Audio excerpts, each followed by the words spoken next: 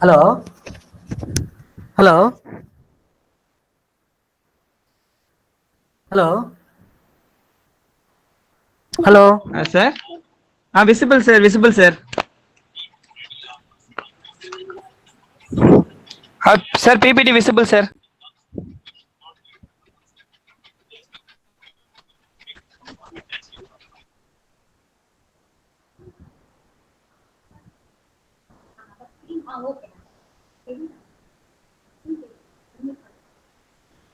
Yeah.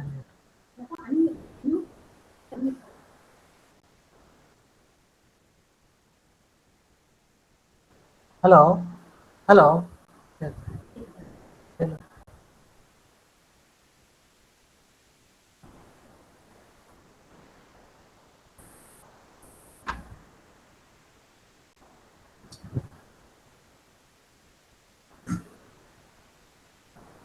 Hello.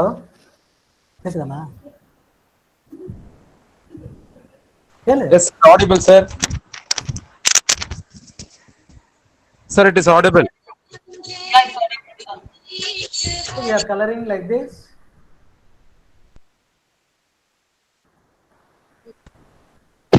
We have given the induced subgraphs are only stars. Again, for other class it is star. For this class it is star. The induced subgraph is a star. Again, for the 4 and 5 color classes it is star.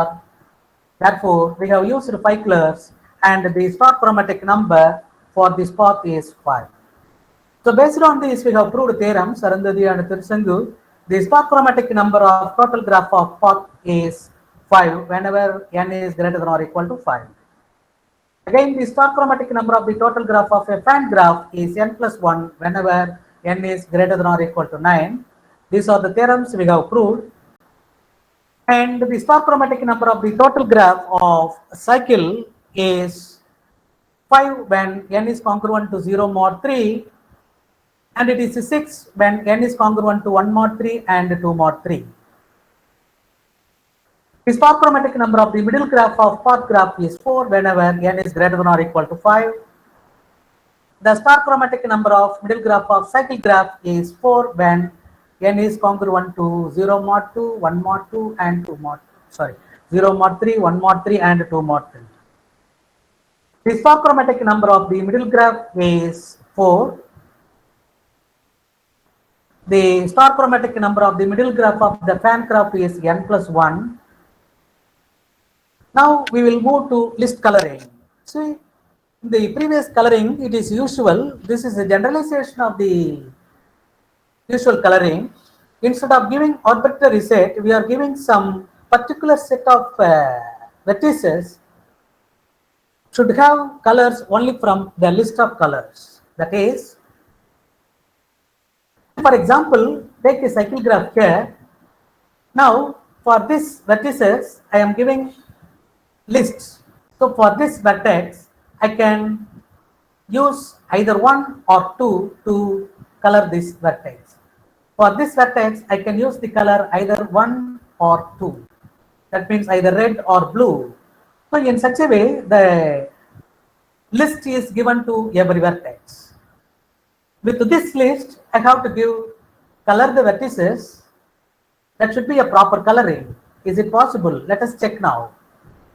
So when I am coloring this using like this, now I am having these two adjacent vertices have the same color, red, and therefore this list, with the help of this list, it is not possible to give coloring to this C file. Therefore, we have to change the list. Now the list is changed like this: 2 3 1 2 2 3 1 2 and 1 2. From this list of colors, I have to choose for this graph like this. I have chosen the color purple for the first vertex. I have chosen the color blue for the second vertex. I have chosen the color purple for the third vertex, blue for fourth vertex and red for the fifth vertex. Now this coloring is a proper coloring. This coloring has been taken only from the list of colors assigned to the vertices, and therefore this coloring is called the list coloring. There are plenty of results existing. Generally, the chromatic list coloring chromatic number is always greater than or equal to the chromatic number. In the case of complete graphs and even cycles, the equality holds. On the other hand, there are well-known graphs whose chromatic number is smaller than the list chromatic number. In the case of bipartite graphs, for here, normally for the bipartite graph, the chromatic index is 2, and for the list coloring, we need 3 colors, and therefore this chromatic number, list chromatic number is greater than or equal to 3, whereas the chromatic number is 2. Therefore, chromatic number in the case of list coloring is higher than the chromatic number of the bipartite graph. And theorem due to Thomson, every planar graph satisfies the condition that this chi L of G is less than or equal to 5. In fact, this is a stronger result than the 5-color theorem. Upper bounds can be occurred in different cases. Out of that, one case is the graph called degenerate graphs. So let me explain what is called a degenerate graph. A graph G is called K degenerate if every subgraph of G contains a vertex of degree at most k, where k is a non-negative integer. That is, each induced subgraph whose minimal degree should be always less than or equal to k. For example, a totally disconnected graph, we know that it has no lines. Your totally disconnected graph is this. This is a degenerate graph, that is 0 degenerate graph. And any forest, that is a graph without cycles, and these graphs are exactly 1 degenerate graphs. Now let me go to the concept of core of a graph. Suppose consider this graph. Is it a 0 core of a graph? Yes, that means the vertices of degree 0 and more are allowed. Now here I am having vertices with degree 0, that is also allowed. Therefore, the entire graph is called the 0 core of this graph. Now, is it a 1 core of the graph? No. Why? Because 1 core graph should have vertices of degree 1 or more than that. But here we have 2 vertices of degree 0, that is, we have isolated vertices.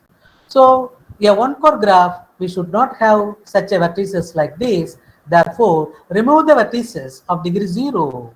Remove it like this and like this. Now you are getting a graph, and this is the 1 core of the graph. Similarly, we can go for 2 core of a graph.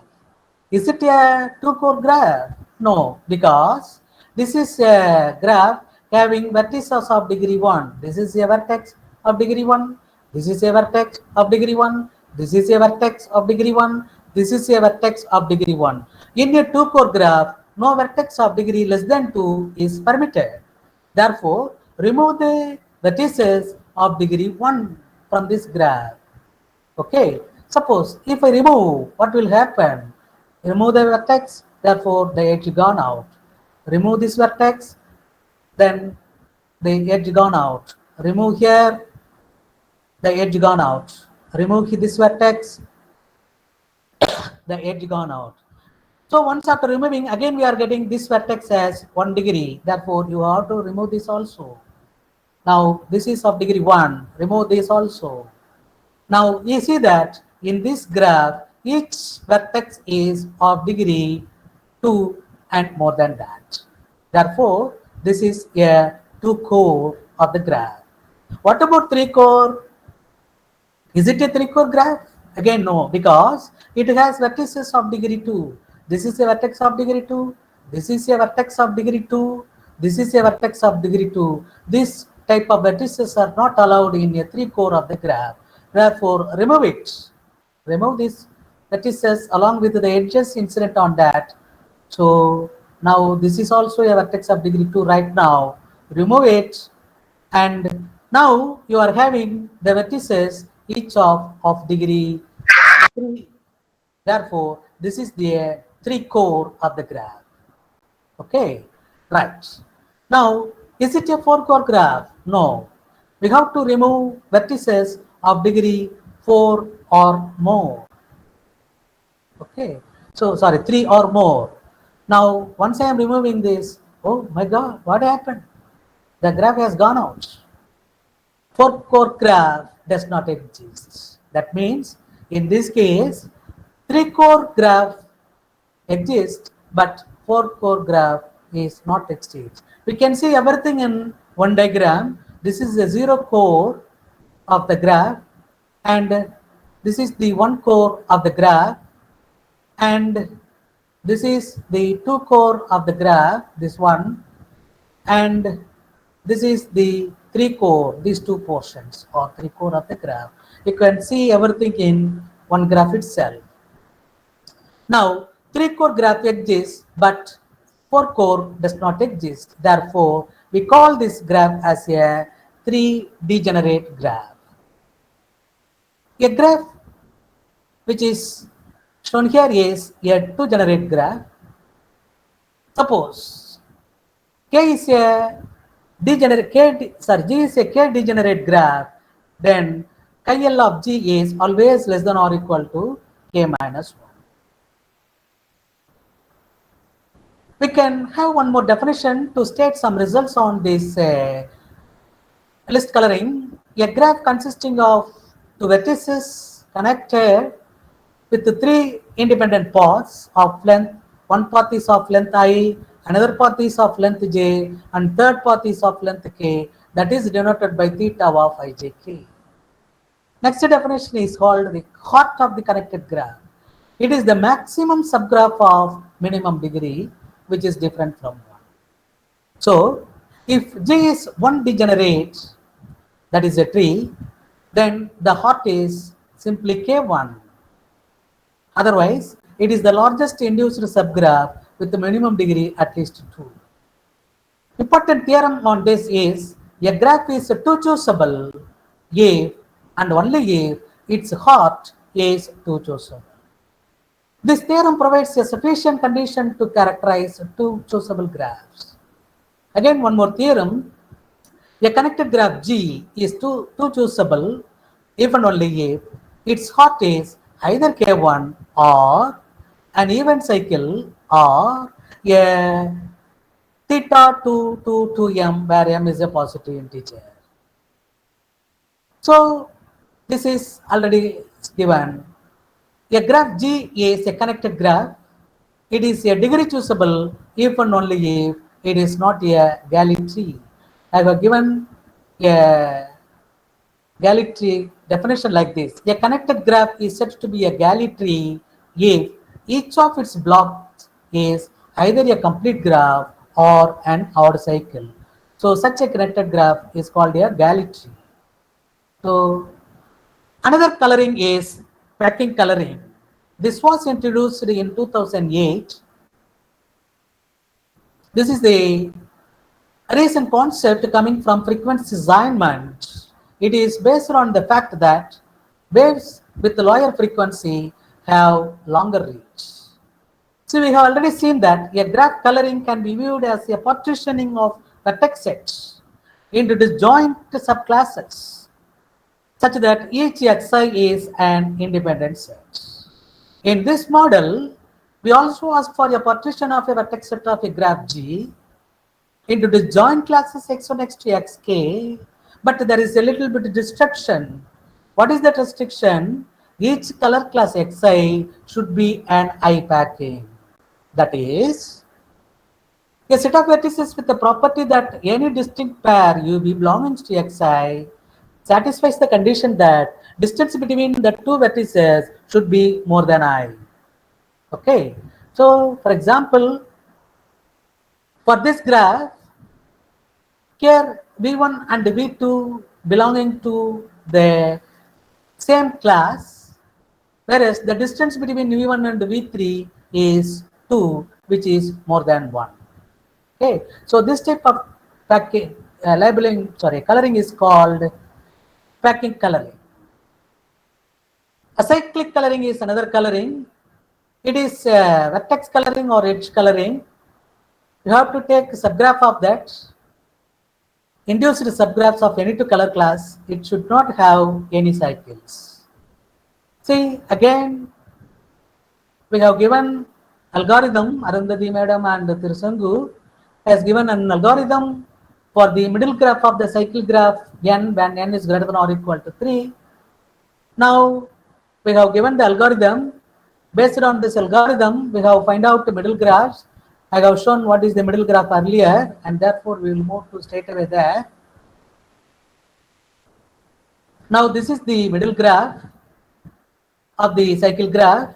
We have colored the vertices. Now let us take the color classes of pink and green. The induced subgraph pink and green has only stars and paths, no cycles in the induced subgraph. Similarly, for blue and green, the induced subgraph is like this. For blue and pink, the induced graph is like this.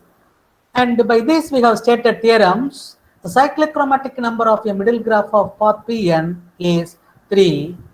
Again, a cyclic chromatic number of the middle graph of cycle Cn is 3. A cyclic chromatic number of the middle graph of fan graph is n plus 1 when n is greater than or equal to 5. And the cyclic chromatic number of the total graph of path graph is 3 when n is greater than or equal to 2. The acyclic chromatic number of the total graph of the cycle of length n greater than or equal to 3 is 4. And the acyclic chromatic number of the total graph of the fan graph is n plus 1 whenever n is greater than or equal to 5. So we have shown this many results in cyclic graphs. Now we will move to the applications of list colorings. List coloring is used to determine register assignments for computing processes. Suppose there is a computing processor with multiple functional units.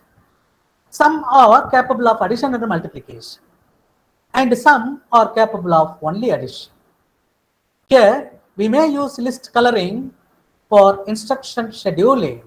For example, if an operation requires a multiplication, we cannot assign an addition only units. Thus, each operation is assigned a list of units that can process it, and therefore the list coloring problem emerges here. In second case, the list coloring problem arises when assigning registers to store intermediate values. The operations are assigned list of registers depending on which register the necessary computation unit access. That is, if an operation requires an addition followed by a multiplication, the intermediate value of the addition should not be stored in a register that is not accessed by a multiplication capable unit. So by properly using list coloring, we can determine an appropriate register assignment and instruction schedule for the desired computation. Another example for list coloring is the channel assignment problem. The wireless networks near each other quite often interfere. Thus, to limit the interference and satisfy the hardware requirements, we must limit the frequencies available to a router. We can model the situation as a list coloring problem by assigning frequencies to the wireless mesh network built on a mixture of multi-radio and single radio routers. Multi-radio routers have multiple wireless radios, which can be tuned to non-overlapping channels and communicate with several other radios. On the other hand, single radio routers can only be tuned to only one channel. In representing this problem as a graph theoretical problem, it is assumed that the hardware for network is already in place so that network topology is given. Each radio corresponds to a vertex. Thus, if your router has 3 radios, then the route corresponds to 3 vertices. Each edge represents a wireless link between radios in the given network topology. We may call this graph G. Now, we can construct multi-radio conflict graph MCG, where each edge in G becomes a vertex. If two wireless links in G interfere with each other, an edge is drawn between the vertices in this multi-radio conflict graph that represent those links. List of available frequencies are assigned to each vertex of MCG and a proper coloring is sought. The list coloring problem by using the breadth first search algorithm to assign channels to the vertices of MCG. Each network has a gateway router where the network connects to an external network. This router is chosen as the starting point of the breadth first search since it connections are assumed to host the most traffic. One of the vertices of MCG corresponds to a wireless link with the gateway router will be the first color, and the coloring will be extended to the other MCG in a way that minimizes interference. You see that we have given this list coloring problem is only for the edges here. So this is the application of this list coloring. Application of star and cyclic coloring is efficient determination of large sparse Asian matrices in solving many optimization problems. We have talked about this in many occasions about this. Using the sparsity, we can solve this Asian matrices using the matrix partition techniques. One is direct method and another one is indirect method. Substitution method is also we are using, and let me go to the application straight away.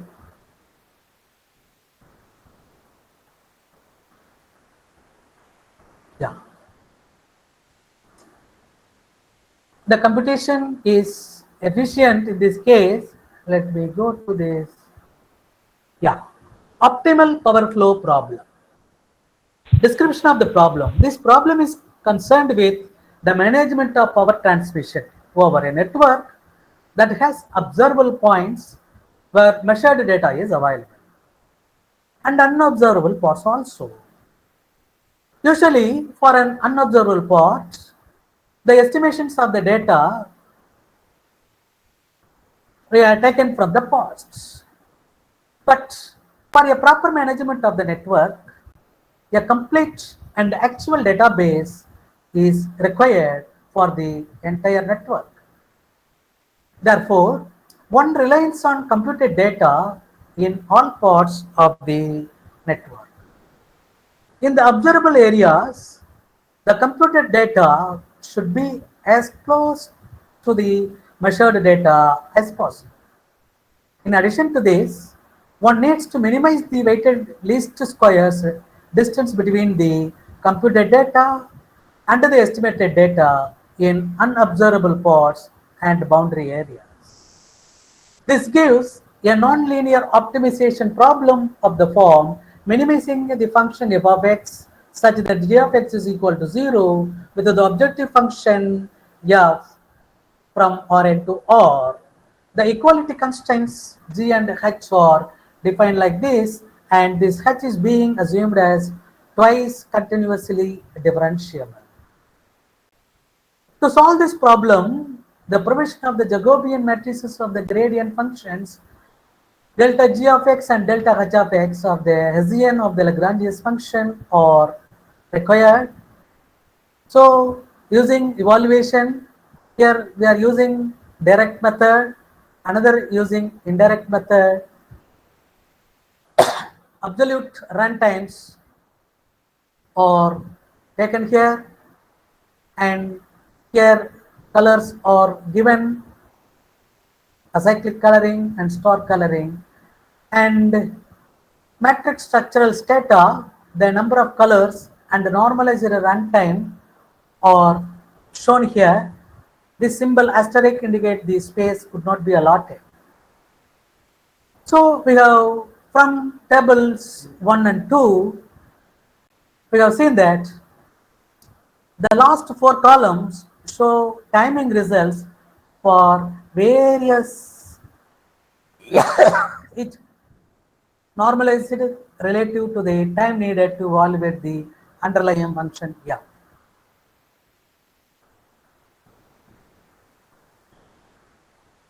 The results in tables 1 and 2 clearly show that employing coloring in Hessian computation enables one to solve large size problems that could not otherwise have been solved.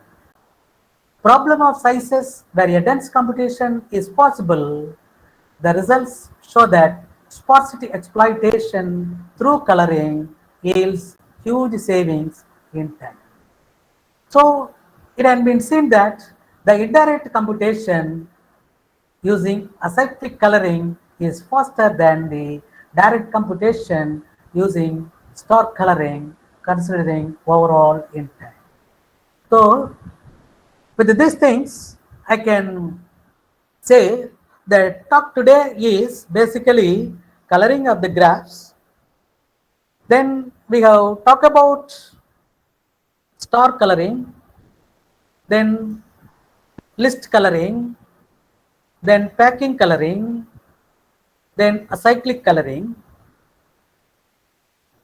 We have stated various results which is already there in the literature by means of theorems, and we have seen the application sites of this list coloring as well as star and acyclic coloring in this problem. So what suggestion is, there are many graphs such as middle graph and total graph what I have taken here in presentation today. There are other graphs like a central graph, extended duplicate graph, and graphs arising from algebraic sites, Cayley graphs, zero divisor graphs, and total graphs, commuting graphs, non-commuting graphs, from graphs arising from semi-groups, graphs rising from monoids, and graphs arising from modules. There are so many graphs are available. See, you take this type of colorings, especially this list coloring or cyclic coloring or the star coloring, applying all these colorings into those class of graphs, especially these algebraic graphs, total graphs or Cayley graphs, either directed or indirected, and zero divisor graphs which has the large literature, and we can use or design this type of algorithm what I have shown today. You can design algorithms to color those graphs and use that and show that those colorings are either cyclic or star coloring or list coloring. Once you obtain that colorings, you can use that coloring techniques to solve these optimization problems like that. So this is the future research you can do if one can want. So with these things, I am asking you for questions. Any questions from your side, you may ask me, please. Hello, madam. Hello.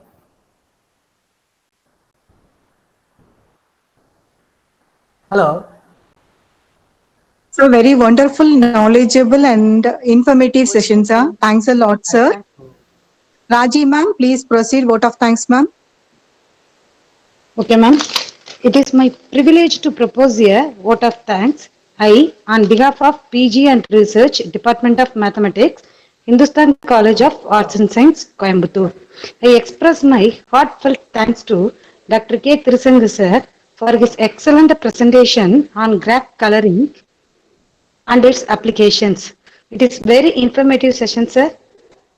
I extend my thanks to our Managing Trustee, Srimati Hello. Saraswati Kannayan ma'am, Dr. Priya Satish Prabhu sir, Dr. Priya Satish Hello. Prabhu ma'am, Principal Dr. A. Ponusami sir, Convener Dr. S. Anuradha ma'am.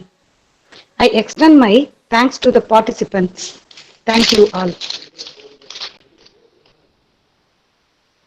So thank you so much, sir. Thank you, participants. Hello. Hello. Hello. Hello. Hello, sir.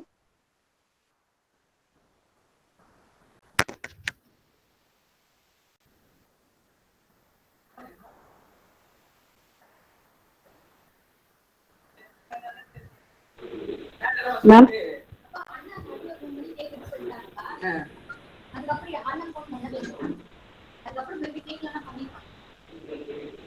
ma'am,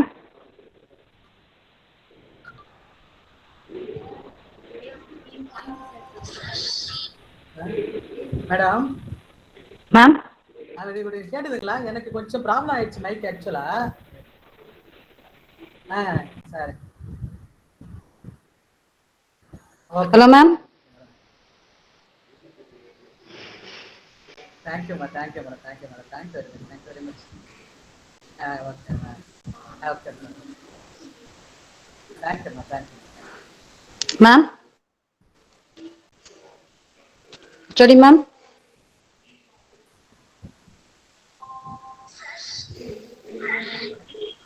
madam கேட்டுதுங்களா?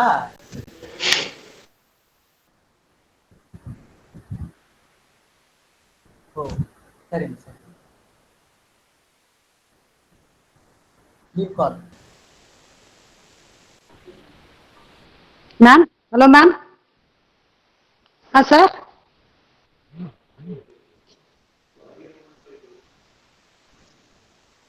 sir,